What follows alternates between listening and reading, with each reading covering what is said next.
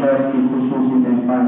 اور ہمارے استاد حضرت مولانا مفتی عارف صاحب کو دعوت دیتا ہوں کہ وہ آئے اور اپنی دین کی ملحوظات سے ہم تمام کو مستفید فرمائے۔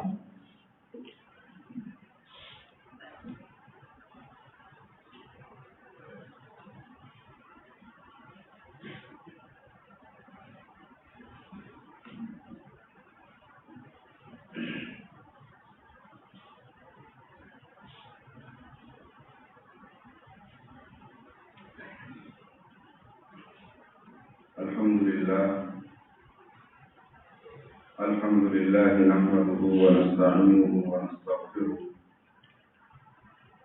ونؤمن به ونتوكل عليه ونعوذ بالله من شرور أنفسنا ومن سيئات أعمالنا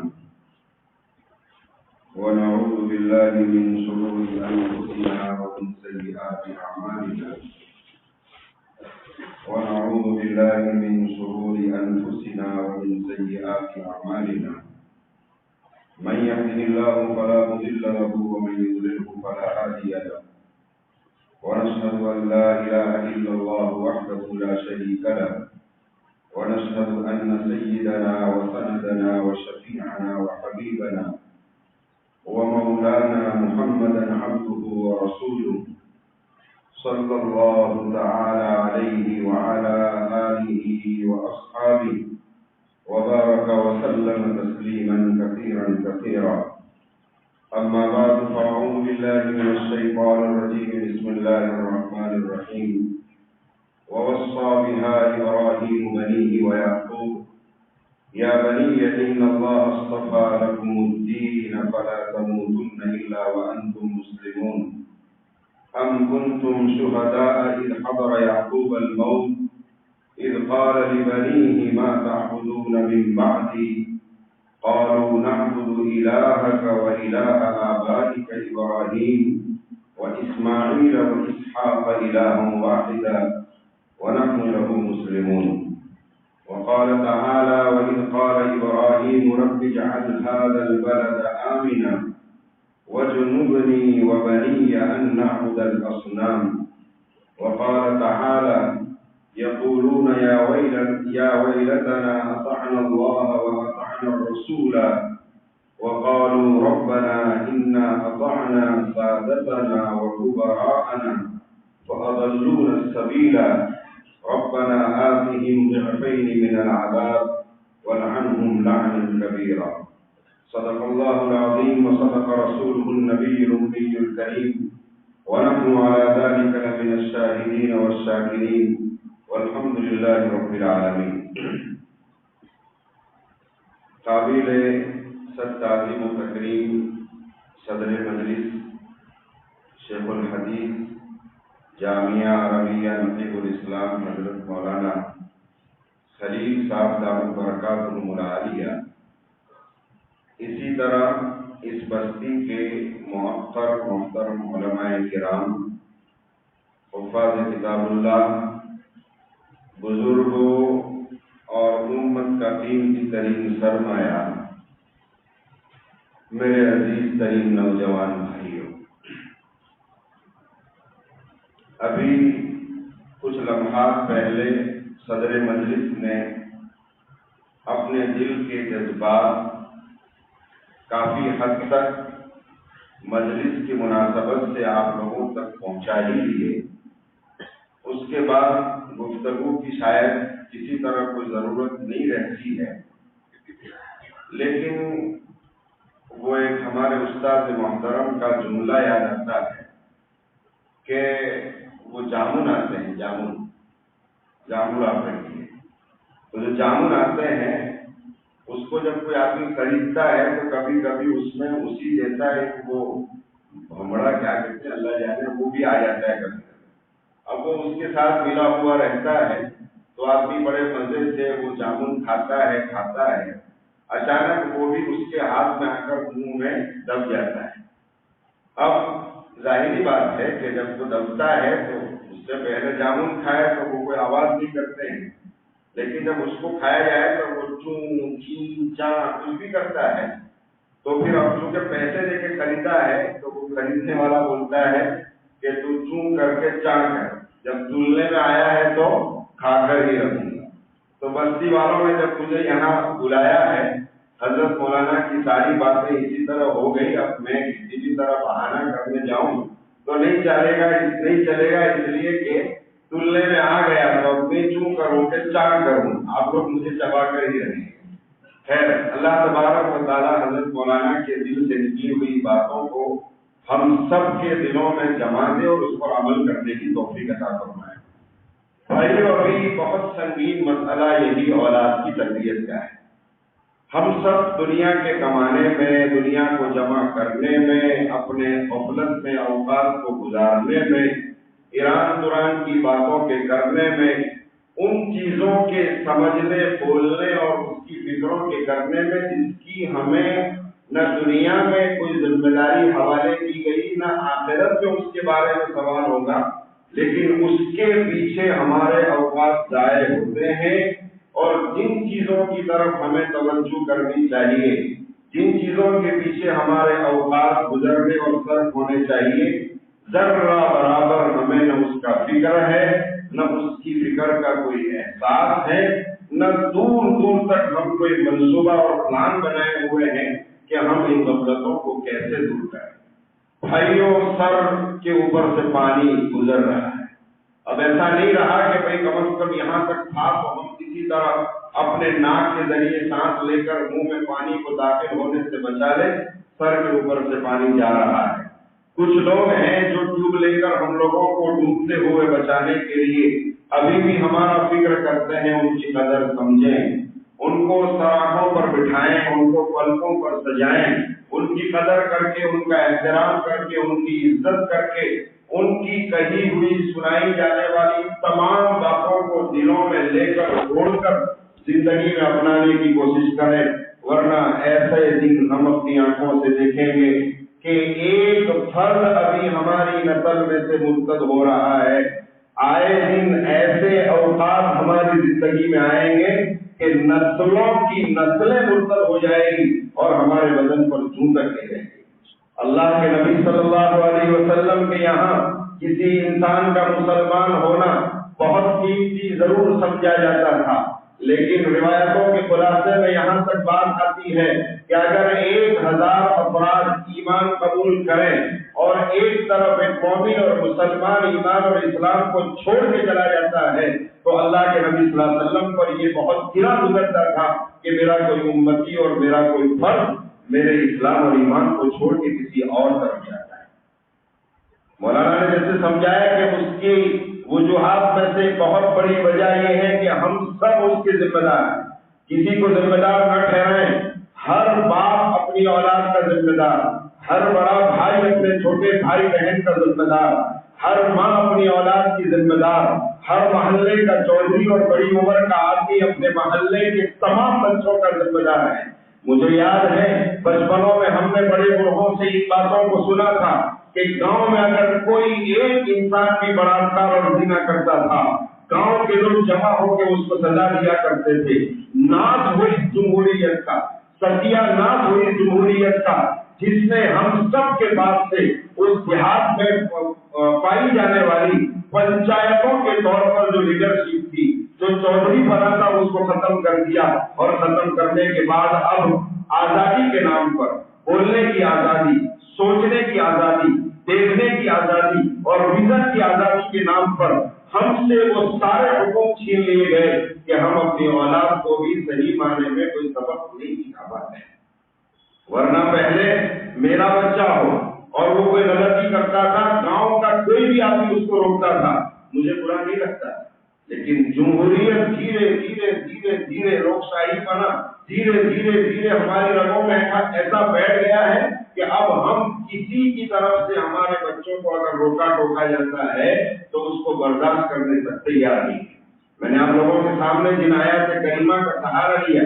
آپ سوچیں اس کو کہ وَوَصَّى بِهَا إِبْرَاهِيمُ بَنِيهِ وَيَعْقُوبُ يَا بَنِيَّ إِنَّ اللَّهَ اصْطَفَىٰ لَكُمُ الدِّينَ فَلَا تَمُوتُنَّ إِلَّا وَأَنتُم مُّسْلِمُونَ۔ حضرت ابراہیم علیہ السلام اور حضرت یعقوب علیہ السلام کے بارے میں قرآن فرماتا ہے کہ ان دونوں نبیوں نے اپنی اولاد کو وَوَصَّىٰ بِهَا، آج ضمیر کا درجہ تمام علماء کرام جانتے اسلام اور ایمان کی طرف جاتا ہے، ملت ابراہیمیہ حنیفیہ کی طرف جاتا ہے۔ تو اسلام کی وصیت فرمائی، ایمان کی وصیت فرمائی حضرت ابراہیم اور یعقوب دونوں نے، جبکہ یہ دونوں خود برگزیدہ نبی ہیں، ان کی اولاد میں سے بہت ساری اولاد نبی بنی ہے، لیکن اس کے باوجود انہوں نے خود بھی ایمان اور اسلام کی اہمیت کو سمجھا اور سمجھنے کے بعد اپنی اولاد سے فرما رہے ہیں یا بنی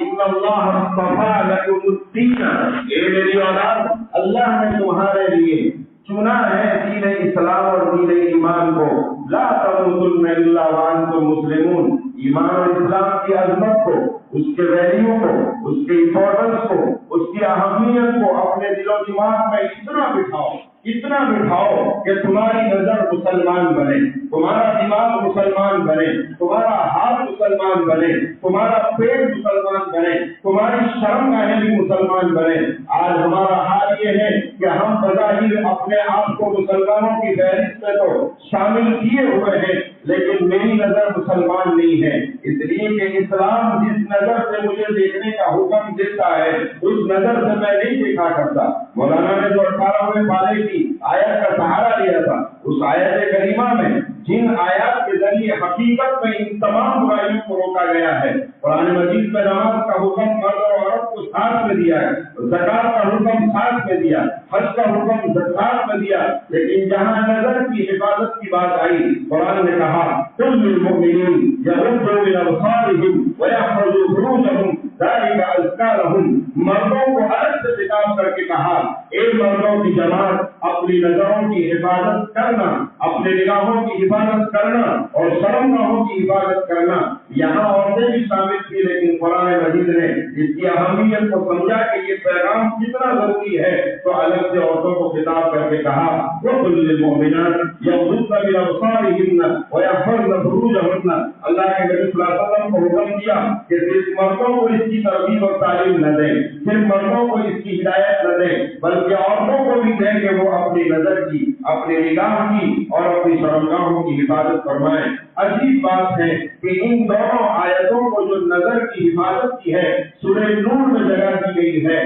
جب مرد اور عورت دونوں اپنی نظروں کی حفاظت کر لیتے ہیں، اللہ ان کی نظروں میں اپنا ایک نور پیدا فرماتے ہیں، جس نور سے ساری دنیا کے لوگوں کو جناب نبی کریم صلی اللہ علیہ وسلم نے چوکنا فرمایا اور کہا اتقوا فراست المؤمن فإنه ينظر بنور اللہ۔ مومن کی فراست سے، مومن کی سیاست سے، مومن کی سوچ سے، مومن کے نظریے سے ایک دنیا کے لوگوں کو چوکنا رہنا، اس لیے کہ وہ عام دماغ سے سوچا نہیں کرتا ہے، وہ عام نظر سے دیکھا نہیں کرتا ہے، وہ عام زبان سے بولا نہیں کرتا ہے، وہ عام دلوں کی طرح دھڑکتا نہیں رہتا ہے، وہ عام ہاتھوں کی طرح بازو کو اپنے آپ کے اٹھایا نہیں کرتا ہے، وہ عام پیروں کی طرح اپنے پیروں کو اٹھایا نہیں کرتا ہے۔ فَإِنَّهُ يَنظُرُ فَإِنَّهُ يَمْشِي، اس کو آپ عام کر کے پھیلا سکتے ہیں کہ وہ اللہ کے نور کے ذریعے دیکھا کرتا ہے، اور جس کی نظر میں خدا کا نور سما جائے اس کو دنیا کے فتنے بھی سمجھ میں آ جاتے ہیں، دنیا کی سیاستیں بھی سمجھ میں آ جاتی ہے، دنیا کی چالیں بھی سمجھ میں آ جاتی ہے، دنیا کی سازشیں بھی سمجھ میں آ جاتی ہے، دنیا کے برے پلاننگ اور برے منصوبے بھی سمجھ میں آتے ہیں، لیکن یہ فراست ایمانیہ پیدا کرنے کے لیے بہترین تعلیم یہ ہے کہ ہم اپنی آنکھوں اور اپنی شرمگاہوں کی حفاظت کریں۔ آج ہم میں سے اکثر معاشرہ ان دونوں کی حفاظت کے کرنے میں بہت گویا کہ بہت کوتاہی کرتا ہے۔ اللہ کے دونوں برگزیدہ بندوں نے اپنے بچوں کو نصیحت کرتے ہوئے ایمان اور اسلام کی عظمت اور اہمیت اس طرح سمجھائی ان اللہ اصطفیٰ لکم الدین، دین اسلام اللہ نے تمہارے لیے چنا ہے، اور پھر یہ بہت بڑی نعمت ہے لا تموتن الا وانتم مسلمون، اس ایمان اور اسلام کو بچا کر چلنا جب تک کہ تمہیں موت نہ آ جائے، یعنی موت تک ایمان اور اسلام کو بچا کر لے کر جانا ہے۔ اور اتنا ہی نہیں، اس کے بعد قرآن مجید آگے فرماتا ہے ام کنتم شہداء اذ حضر یعقوب الموت اذ قال لبنیہ ما تعبدون من بعدی، جب موت کا وقت قریب آیا تو بچوں کو دنیا نہیں سمجھائی، بچوں کو دنیا کا فکر نہیں سمجھایا، بچوں کو پراپرٹی اور جاگیر کا فکر نہیں سمجھایا۔ آپ لوگ بھی کسان تھے، بہت مدت سے کھیتوں میں محنت کیا کرتے تھے، نسبت کا دانا اولاد کی نسبت میں آیا تو آج اولاد گاڑیوں میں گھومتی ہے۔ آگے کی نسل اور اولاد کے لیے بھی اللہ اس طرح کے دانے اور اس طرح کی نسبت کھول دیا کرے گا۔ بے شک اس کی ہمیں فکر کرنی ہے، اللہ سے اس کی دعائیں بھی مانگنی ہیں، لیکن جس چیز کی فکر کی ابھی ہمیں سخت ترین ضرورت نظر آتی ہے وہ ہے اپنے بچوں کے عقیدے، اپنے بچوں کے ایمان، اپنے بچوں کے اسلام کا فکر کرنا۔ نبی ہیں، اولاد بھی نبی ہیں، تو باپ نبی اولاد نبی لیکن اس کے باوجود بھی موت کے وقت فکر فرماتے ہیں نبی بعدی، میرے بعد تم کس کی عبادت کرو گے، تم کس کو اپنا رب اور معبود سمجھو گے، کس کے سامنے اپنی پیشانی کو جھکاؤ گے، کس کے احکامات پر پیروی کرتے ہوئے اپنی زندگی کو گزارو گے۔ تو اولاد کی تربیت کی تھی، باپ مرتے وقت امتحان دے رہا ہے، بچوں نے بھی امتحان میں کامیابی حاصل کرتے ہوئے فرمایا نعبد الہک و الہ آبائک ابراہیم و اسماعیل و اسحاق الہ واحدا، ہم آپ کے والد حضرت ابراہیم، اسحاق، یعقوب اور تمام انسانوں کے، تمام نبیوں کے جو اللہ ہیں، الہ ہیں، ہم اس کی عبادت کریں گے اور وہ تنہا یکتا اکیلے ہیں، اس کا کوئی شریک نہیں، اس کا کوئی ساتھی اور پارٹنر نہیں ہے، ہم اسی کی عبادت کریں گے۔ آپ اطمینان رکھیں، اب اطمینان کے ساتھ اپنے رب کے پاس جائیں، ہمارے ایمان اور اسلام کی تربیت آپ نے فرمائی ہے، لہذا ہمارے ایمان اور اسلام کے بارے میں اطمینان کے ساتھ آپ رہیں اور ہم کو بھی اس طرح تربیت کے ساتھ زندگی گزارنے کے مواقع جو آپ نے فراہم کیے ہیں، ہماری نسلوں کے بعد میں بھی ہمیں متفکر ہونے کی اللہ سے التجا کیجیے کہ وہ ہمیں فکر عطا فرمائیں۔ گویا نبی اپنے آپ کے اور اپنے بچوں کے ایمان اور اسلام کے باب میں اس سے متفکر تھے، لیکن ابھی حال یہ ہے جیسے ابھی مولانا فرما رہے تھے کہ ہم نے مقاصد میں الفاظ کی صحت پر محنت زیادہ کی، عقائد پر محنت کم ہے۔ مجھے یاد پڑتا ہے کہ میں بچپن میں پڑھتا تھا تو میں نے الف با نہیں پڑھا تھا، میں نے پڑھا تھا الف بے، اور سواد جو آپ لوگ پڑھتے ہیں سواد ہم نے تو پڑھا تھا سوار توئ جوئ این، یہ ابھی عین جو پڑھتے ہیں وہ این غین پڑھا تھا۔ اللہ تعالیٰ علماء کرام کی محنتوں کو اور کاوشوں کو قبول فرمائے کہ انہوں نے باقاعدہ اب صحیح معنی میں، اس لیے کہ ایمان اور عقائد کے مضبوط کرنے میں صحیح حروف کے پڑھنے سے ہی اثر بھی آتا ہے، سمجھیے اس کو بھی، اس لیے کہ صحیح حروف سے جب قرآن پڑھا جائے، سنا جائے تو اس کا اثر ایمان اور اسلام پر بھی پڑے گا، اس لیے ہم اس کو بالکل بیکار بھی نہیں سمجھیں گے، لیکن چونکہ بچپن میں جب ہم مکتب میں جاتے تھے تو یہ حروف اور حروف کی شناخت سب بعد میں ہوتی تھی، پہلے سب کے سب کلمے پڑھائے جاتے تھے، کچھ نظمیں پڑھی جاتی تھی اور پڑھائی جاتی تھی، اور باقاعدہ ان نظموں کے واسطے سے ہم لوگوں کے دل و دماغ میں ایمان اور اسلام اور عقیدے توحید کو رچایا بسایا جاتا ہے۔ اور اللہ ہماری کی رحمت فرمائے ہمارے والد محترم کو کہ تربیت کا انداز ان کا کچھ اچھوتا بھی تھا کہ رات کو جب ہم سو جاتے تھے تو وہ ایک تربیت فرماتے اور کہتے کہ میں رات کو سوتے وقت جو بھی بچہ دعا پڑھتا ہے اور پھر صبح میں دعا پڑھ کے اٹھتا ہے تو اللہ اس کو کوئی نہ کوئی تحفہ دیتے ہیں۔ اب تکیے کے نیچے وہ خود ہی، اس زمانے میں روپیہ بھی تو نہیں ہوا کرتا تھا، 4 آنے تو بہت ہو گئے، تو 4 آنے تکیے کے نیچے رکھ دیتے تھے ہمارے سونے کے بعد، اور پھر جب اٹھایا جاتا تو کہا بیٹا دیکھو دعا پڑھ کے اٹھو گے تو اللہ کی طرف سے کچھ ملے گا، تو دعا پڑھ کے ہم اٹھتے تھے اور پھر کہتے دیکھو تکیہ آگے پیچھے کرو، کچھ کا کچھ تو اللہ تعالیٰ دیں گے، تو اس میں سے کبھی 10 پیسے، کبھی 20 پیسے، کبھی 25 پیسے نکلا کرتے تھے، اور اس طرح عادت ڈالی جاتی تھی کہ ہم دعا پڑھ کر سوئیں اور دعا پڑھ کر۔ اب جو بچہ صبح میں الحمدللہ الذی احیانا بعد ما اماتنا والیہ النشور، لا الہ الا اللہ محمد رسول اللہ صلی اللہ علیہ وسلم کا عادی ہو، رضیت باللہ ربا وبالاسلام دینا وبمحمد نبی و رسولا، اس کا عادی ہو، کیا اس کے ایمان اور اسلام پر کوئی حملہ کر سکتا ہے؟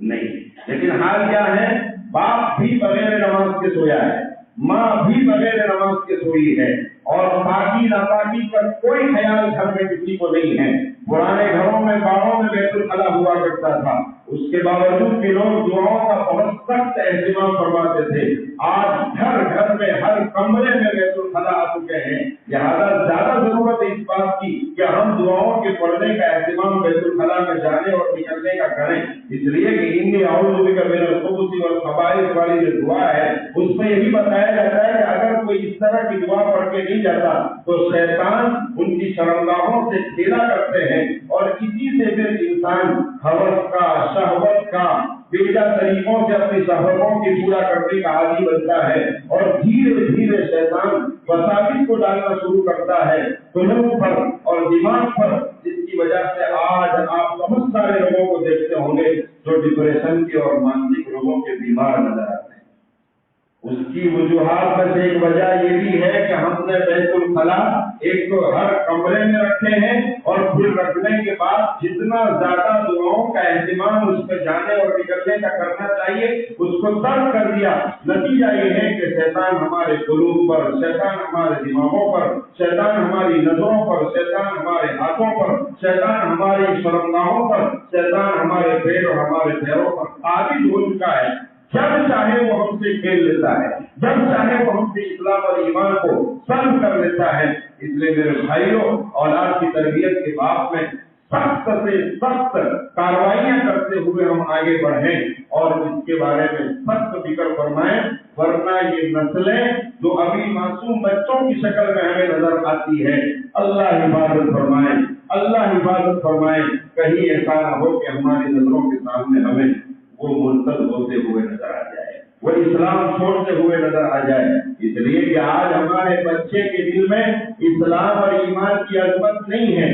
میں بہت آسان مثالوں سے سمجھانے کی کوشش کرتا ہوں۔ پرانے زمانے میں اذان ہوتی تھی، ہماری عورتیں سروں پر دوپٹہ ڈال دیا کرتی تھی، اذانیں ہوتی تھی، لوگ اپنی ٹوپیوں کو سیدھا کر لیا کرتے تھے، اذان ہوتی تھی، ٹیلی ویژن کی آواز بند ہو جاتی تھی، اذان ہوتی تھی، کسی بھی طرح کا اسپیکر ہوتا تھا وہ بند ہو جایا کرتا تھا۔ آپ اس کو معلوم ہی نہ سمجھے، اب یہ زمانہ آیا ہے کہ اذان ہوتی ہے، ہمارے کانوں میں اذان کی آواز آنے کے باوجود بھی نہ خدا کی عظمت آتی ہے، نہ خدا کی کبریائی آتی ہے، نہ اذان کی محبت آتی ہے، نہ نماز کی عظمت اور محبت آتی ہے۔ ہم اذان کے ہونے کے باوجود بھی اپنے آپ میں ذرہ برابر کسی طرح کا کوئی فرق محسوس نہیں کرتے ہیں۔ پھر اگر ہم ایمان اور اسلام کے چمکنے کا، ایمانی اور اسلامی حکومتوں کے آنے کا انتظار کریں، یہ خیالت کو محالت تو جنوت۔ اس لیے میرے دوستوں، ہم سب کو واپس پرانے زمانے کی طرف مڑنا پڑے گا اور وہ تقدس، وہ ادب، وہ احترام شاعر اسلامیہ کا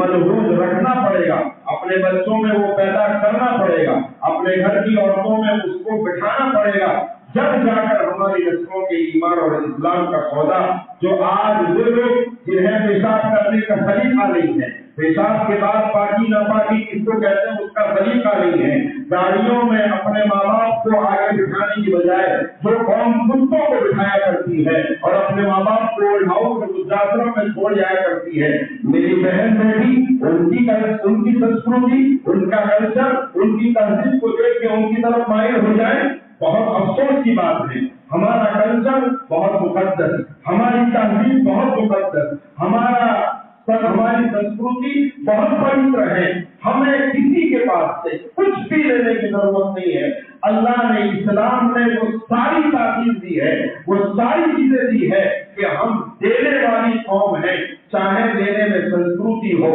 اخلاق ہو، معاملات ہو، تجارت کے اصول و آداب ہو، سب کے سب ہمارے پاس ہے، ہمیں کسی سے کچھ لینے کی ضرورت نہیں ہے۔ لیکن جب سے ہم نے خود ان اللہ اصطفیٰ لکم الدین، یہ جو آیت کریمہ سے دین اسلام کی عظمت اور اہمیت کو سمجھایا، جب سے ہم نے اس کی عظمت اور اہمیت کو کھویا، تب سے ہماری نسلیں، ہماری قومیں اور ہم خود بھی اسلام اور ایمان کی عظمت سے دھیرے دھیرے کوسوں دور ہوتے ہوئے چلے جا رہے ہیں۔ اس لیے میرے بھائیوں، اسلام اور ایمان کی عظمت کو بٹھائیں، اذان کا احترام کرائیں، مسجد کے قریب سے جاتے ہوئے زور سے بولنے سے اپنے بچوں، عورتوں اور سب لوگوں کو روکنے کی کوشش کریں۔ جہاں اسکول کے باہر کس سائلنس کا اعلان لگا رہتا ہے، بڑے مسجد کے باہر نہیں رکھا، لیکن ہم عادت بنائیں صرف اس مناسبت سے کہ میرے اللہ کا گھر ہے، یہاں ذکر اللہ بلند ہوتا ہے، یہاں اللہ کا نام بلند ہوتا ہے، یہاں اللہ کا کلام اور کلمہ کلمہ بلند ہوتا ہے، دوسری چیزوں کو بلند ہونے کی یہاں اجازت نہیں ہوا کرتی، لہٰذا میں مسجد کے قریب ہارن نہیں بجاؤں گا، میں مسجد کے قریب اپنے موبائل کو زیادہ زور سے نہیں بجاؤں گا۔ اگر صرف خدا کے گھر کی عظمت اور اس کی اہمیت اور اس کے ادب کو ملحوظ رکھتے ہوئے کریں گے، اللہ اس ادا پر میرے اور آپ کے بچوں کے ایمان اور اسلام کے بچانے کے لیے بشرحافی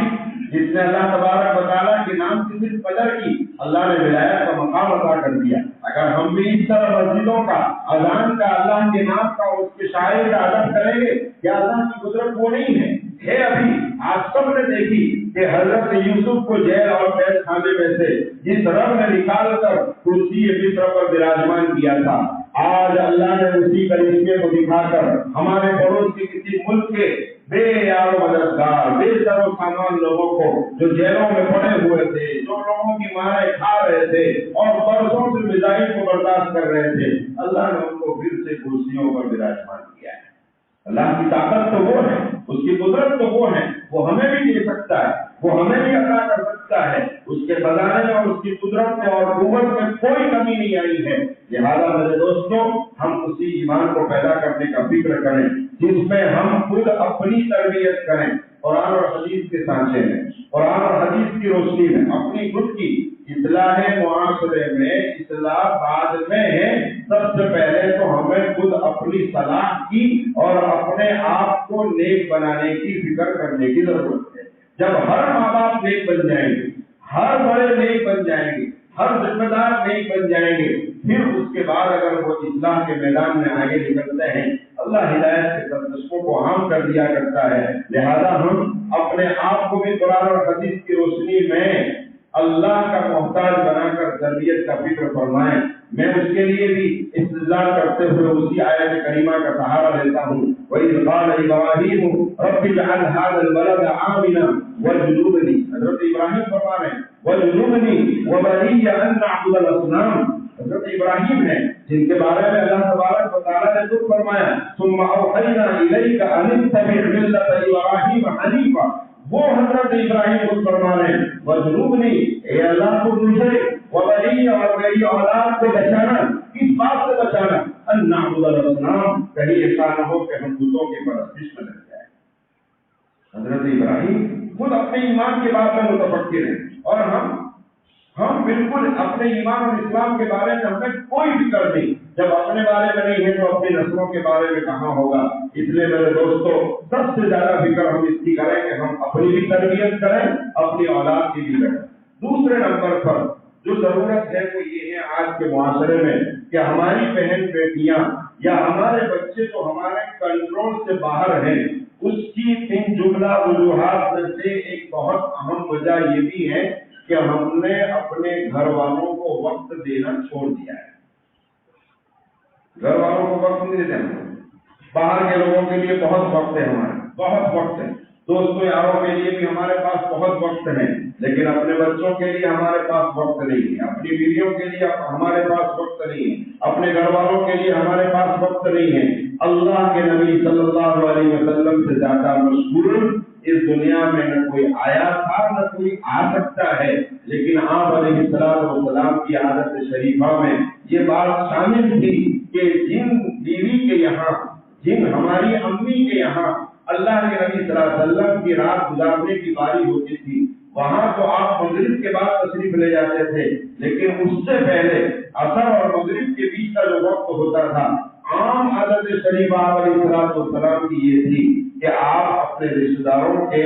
حقوق ادا کرنے کے لیے، ان کی خبر پرسی کے لیے، ان کی تعزیت کے لیے، ان کی عیادت کے لیے، ان کی ملاقات کے لیے، ان کی صلہ رحمی کے لیے عام مطلب عصر اور مغرب کے بیچ میں تشریف لے جایا کرتے تھے، اور پھر مغرب کے بعد جس بیوی کے یہاں باری ہوتی تھی وہی تشریف فرما ہوتے۔ اگر کوئی وقت آیا، کوئی ملاقات کرنے والے لوگ آئے، ان کو وقت دیا اور عشاء کے بعد آپ علیہ السلام اپنے اسی گھر میں تشریف لے جاتے جہاں آپ کو رات گزارنا اور بسر کرنا ہوتا تھا۔ حضرت حسن اور حسین کو آپ نے دیکھا پڑھا بھی ہے کہ نماز کے دوران کبھی کندھوں پر بٹھاتے ہیں، کبھی ممبر پر بھی تشریف لے آتے تھے وہ معصوم بچے، آپ علیہ السلام ان کو تھامے رہتے اور ان کے ساتھ اپنا وقت گزارا کرتے تھے۔ کہیں فرمایا کہ حسن اور حسین مجھ سے ہیں جنہوں نے ان کو تکلیف پہنچائی ہوئے انہوں نے مجھ کو تکلیف پہنچائی۔ یہ پیار اور محبت ایسے تھوڑی پیدا ہو جاتا ہے، وقت دینا پڑتا ہے۔ اگر آپ بچے کے ساتھ وقت گزارو گے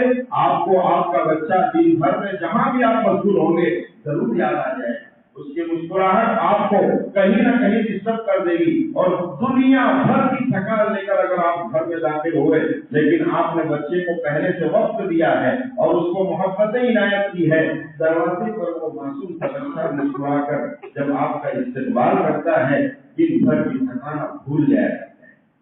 لیکن یہ پیار کے جذبات، یہ محبت کے جذبات اسی وقت پیدا ہوں گے جب ہم ہمارے ایمان اور اسلام کے بعد جو سب سے قیمتی ترین تحفہ ہمارے پاس وقت کی شکل میں ہے وہ ہم اپنے گھر والوں کو، اپنے بچوں کو، اپنی بیٹیوں کو عنایت کریں۔ ہم ظلم کیا کرتے ہیں؟ ہم ایسا ظلم کرتے ہیں جس کی طرف ہماری نظر تک نہیں جاتی۔ اگر میں ایک باپ ہوں، میرے یہاں بیٹی ہے 12 15 17 سال کی، میں کسی وجہ سے باہر کام پر تھا، جب گھر میں داخل ہوتا ہوں آگے کا جو ہال ہوتا ہے میری بیٹی میری بیوی کے ساتھ اگر بات کرتے ہوئے اپنے گھر میں تھی، جیسے ہی میں داخل ہو جاتا ہوں میں نے اس سے وہ حق چھین لیا کہ وہ میرے پاس بیٹھ کر اپنے دل کے جذبات کی کوئی بات کریں، مجھ سے پیار محبت اور شفقت کی بات کریں یا مجھ سے بڑارانہ شفقت کا مطالبہ کریں۔ ہم سب ظالم باپوں نے اپنی بیٹیوں سے ان حقوق کو چھین لیا۔ جیسے ہی گھر میں داخل ہوتے ہیں شیر کی طرح داخل ہوتے ہیں، بیٹیوں کو مجبور کرتے ہیں کہ وہ چپ چاپ اپنا ٹھکانا اپنی جگہ کچن میں بنا لیں۔ اس کی آواز سکڑ جاتی ہے، وہ سکڑ کر بیٹھ جاتی ہے، باپ کے آنے کے بعد اس کی آواز جلدی کوئی سن نہیں پاتا ہے اور دل ہی دل میں وہ اپنے جذبات کو ٹھیس پہنچاتے ہوئے یہ محسوس کرتی ہے کہ میرا مذہب تو عجیب مذہب ہے کہ باپ کو بیٹی سے بات کرنے سے روکتا ہے اور بیٹی کو باپ سے بات کرنے سے روکتا ہے، جبکہ اسلام نے ان چیزوں کو روکا ہے۔ ہمارے معاشرے کی یہ پابندیاں ہیں۔ ایک بھائی جوان اپنے گھر میں داخل ہوتا ہے، بہن سے وہ بات نہیں کرتا، بہن سے بھائی کے جذبات اور بھائی کی محبت بڑی باتیں وہ نہیں کیا کرتا ہے، اور پھر جب کبھی وہ گھر میں ماں سے پیار نہیں پاتی، باپ سے پیار کو نہیں پاتی، بھائی سے پیار کو نہیں پاتی اور کسی وجہ سے تھوڑی دیر کے لیے بھی باہر نکلتی ہے اور کوئی اس کو پیار بھری بات کر دیتا ہے تو وہ اپنا سراپا اس کے حوالے کرنے تیار ہے۔ اور نفرتیں گھر میں اس نے اتنی محسوس کی کہ پہلے تو بدن دے دیا کرتی تھی لیکن اب تو ایمان اور اسلام کا سودا بھی کرنے لگی۔ اس کا اصل سبب یہی ہے کہ ہم نے گھروں میں بیٹیوں کو پیار نہیں دیا ہے، اس کی آوازوں کو رون ڈالا ہے، اس کی آوازوں کو ہم نے ایسا پست کر دیا ہے کہ وہ باپ کے ساتھ بھی بات نہیں کر سکتی، وہ بھائی کے ساتھ بھی بات نہیں کر سکتی ہے۔ اللہ کے واسطے اس ظلم سے اپنے آپ کو روکو، ورنہ کہیں ایسا نہ ہو کہ ان ہماری سماجی پابندیوں کو ہماری بیٹیاں اسلام کی پابندیاں سمجھ کر اسلام سے نفرت کر بیٹھے گی، اور جب اس کو اسلام سے نفرت ہو جائے گی تو وہ کسی بھی مذہب اور کسی بھی دھرم کو اپنا دھرم اور مذہب سمجھ کر اس پر چلنا اپنے لیے آسان سمجھ رہی ہے۔ اس لیے بھائیوں اپنی بیٹیوں کو پیار دیں، اپنی بیٹیوں کو شفقت دیں، اس سے محبت کریں، اس کی آواز کو سنیں، اس کے دل کے جذبات کی قدر کریں، اس کے دل کی جذبات کی قدر کریں۔ اگر اللہ کے نبی صلی اللہ علیہ وسلم اپنی بیٹیوں کے جذبات کی قدر کر سکتے ہیں تو میں اور آپ تو کیا ہیں جو اپنی بیٹیوں کے جذبات کی قدر کریں۔ اس لیے بیٹیوں کو وقت بھی دیں، ان کو محبت بھی دیں، ان کے جذبات کی قدر بھی کریں اور جائز آواز جائز حد تک ان کو بلند کرنے کی اجازت بھی عنایت کریں۔ تیسری وجہ جو ضروری وجوہات کو مولانا نے بیان کر دی، میں تو چونکہ ادھر ادھر کی بے کی ترتیب بات کرتا ہوں تو تیسری وجہ جو میری سمجھ میں آئی ہوئی ہے کہ ہم سب جتنے بھی ابھی مرد بیٹھے ہیں ان میں سے اکثر میں دنیا کا بہت سا حصہ دیکھا ہوگا اور خاص کر کے انڈیا کا بہت سا حصہ دیکھا ہوگا، لیکن اگر گھر کے لوگوں کو گھومنے لے کر جانے کی نوبت اور باری آوے تو فوراً ہم لوگ اسلام भाई किसने मना किया? अगर शरई पर्दे में, शरई हिजाब में, शरई पाबंदियों के साथ हिंदुस्तान भर के बहुत से इलाके ऐसे हैं जिन इलाकों में लोग अपने परिवार और फैमिली को लेकर घूमने जाते हैं और वहां उनका ईमान और इस्लाम भी बचा रह सकता है, ऐसी जगहों पर अगर हम अपने घर की औरतों को तफरी और पिकनिक के लिए ले जाएं तो कौन से मौलवी साहब मना करें? बताइए, कोई मौलवी साहब मना नहीं करेंगे। बल्कि मैं तो मौलवियों के बीच में जब बैठता हूँ तो मैं कहता हूँ, कभी कोई दुबई के एयरपोर्ट पर अपनी फैमिली के साथ मिलता है, कभी अफ्रीका में मिल जाता है, कभी मुंबई में मिलता है, तो मैं कहता हूँ कि आप लोग मौलवियों को जो अपनी फैमिली में लेने कहीं भरिए, मैं उम्मत में आप लोग घर में रखो, घर में रखो, घर में रखो। नहीं नहीं, वो तो मजाक में, वरना कोई भी आगे रोकता नहीं, आप जायज जगहों पर लेकर जाएं। अगर आपने अपनी औरतों को घरों में पैक करके नाजायज तौर पर रखा और जायज तौर पर जहां जहां शरीयतों की इजाजत है वहां अगर आप अपने घर की बेटियों और अपने घर की औरतों को लेकर तफरीह के लिए नहीं गए, वो डिप्रेशन की बीमार हो जाती है, डिप्रेशन की बीमार, मानसिक रोग हो जाता है। आपने देखा होगा बहुत सारे लोगों को। मेरे पास एक केस आया जो समझिए डॉक्टरों से भी मायूस हो गया था और वो क्या करते हैं, वो दिखते हैं सारी आमिर बाबुओं से भी गोया कि मायूस हो गया था। वो एक जोड़ा है और जोड़े ने कहा शादी को 5 साल हो गए, 7 साल हो गए हैं, अभी तक कोई औलाद नहीं हो रही है। तो हमने सारे रिपोर्ट चेक किए, मर्द के रिपोर्ट भी, उसके भी, और इसी तरह उनको जो कुछ पूछना था, दरियाफ्त करना था, सब कुछ पूछा। और पूछने के बाद मैंने कहा मुझे बहन से थोड़ी देर बात कर लेनी। तो शरीयत के पर्दे में वो भाई को बाहर निकाला और बहन से पूछा कि भाई ये जो दवा है वो सब भी बराबर चली, आपकी बज़ाहिर फिजिकल जो फिटनेस है आपकी तमाम की, दोनों की मतलब बराबर नजर आ रही है, फिर भी बच्चा नहीं होता है तो समझ में नहीं आता, मैं जो सवाल करूँ उसका जवाब दें। तो उस बहन से मैंने पूछा आपको अपने घर में, परिवार में सुकून और राहत तो है? बस ये सवाल करना था कि वो बहन ने